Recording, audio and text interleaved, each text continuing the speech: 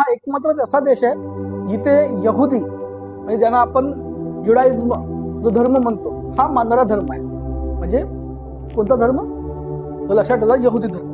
तर ह्या यहुदी धर्माचं रूपांतर होऊन किंवा या धर्मातून एक नवीन धर्म निघालेला आहे, तो म्हणजे कोणता ते लक्षात ठेवा, ख्रिश्चन धर्म. आपण पाहतो की यहुदी, ख्रिश्चन आदी इस्लाम धर्म हे तीनही धर्म इब्राहिम धर्म म्हणून ओळखले जातात. इब्राहिम धर्म म्हणजे आपण त्याला मोनोथिझम किंवा मग असं म्हणू एक ईश्वरवादला याच्यामध्ये मान्यता आहे, म्हणजे एकाच ईश्वराची पूजा करते, म्हणून याला इब्राहिम धर्म सुद्धा असे म्हणतात. आता झालं का की आपण जेव्हा पाहतो की ज्या वेळेस रोमन साम्राज्य होतं, रोमन साम्राज्य जेव्हा होतं त्यावेळेस यहुदी धर्माला खूप जास्त म्हणजे समजून त्याला मान्यता होती आणि त्या धर्मामध्ये काही ना काही पद्धती होती